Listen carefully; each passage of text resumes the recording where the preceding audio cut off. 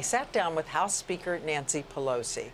All agree she gets credit for locking up this vote, one of the biggest since Medicare in the 1960s.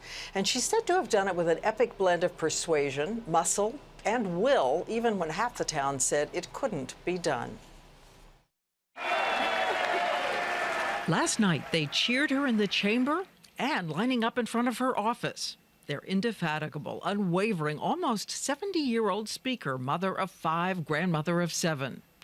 She is powerful and polarizing. Republicans say they'll run against her in the November elections. But politics is in her DNA. Her father, a congressman and mayor of Baltimore, there in a wheelchair when she was sworn into Congress. He did not live to see her become the first female speaker. We talked to her in the room where the president called her last night to thank her. So this was the room where President Obama called you. The two of you talked in here last night. What did you say to each other? It was pretty exciting for both of us. Many presidents since Teddy Roosevelt have tried to pass health care reform for Americans, and many speakers of the House have tried to do it as well. And last night we had that level of success.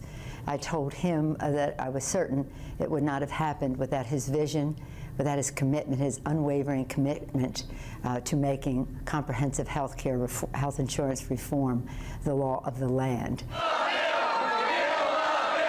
As you know, there was such vitriol around the Capitol and also inside the room last night.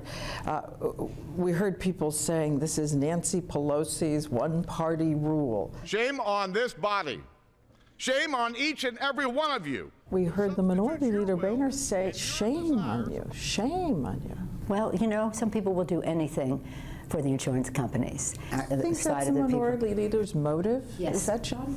Yes, I do. His entire motive? Well, I think his motive is that there will not be an expansion of health care for all Americans with a government involvement in regulating the insurance companies. But you'll have to ask him about his motive. I really don't question people's motivation. I just comment on their actions. As you know, there's great anxiety in the country about the potential cost of this bill. And we went back and looked, and in 1967, the projected cost by 1990 of Medicare was $12 billion.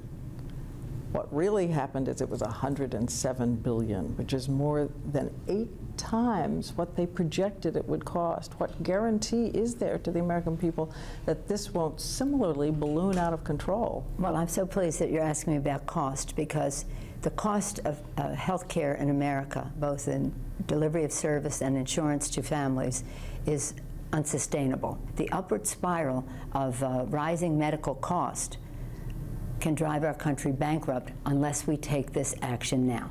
But they didn't that is why Medicare we had to do would balloon out of control, and it did. We're addressing some of the ballooning controls of Medicare and taking those down. And when the Republicans say they can run against you in November, and this will be their ticket to win. They've been saying that. They said it in '06, they said it in '08. I'm in the arena. You become Speaker of the House, you're in the arena, you are the target, and you have to, shall we say, almost enjoy that. The Economist said that you are arguably the most powerful woman in American history. A Brown University professor has said you are certainly the most powerful speaker in 100 years. That sounds good. I don't take it personally, except I take it as a compliment for all women. What do you think your dad and your mom would have said about this moment? When my brother called me, he was just so thrilled about what Mommy and Daddy would think about this. Of course, I believe that they do know. Did your dad have a phrase, a sentence that meant the most to you when he'd say it to you? Or your mom? Well, the only thing that comes to my mind right now is make sure you have the votes.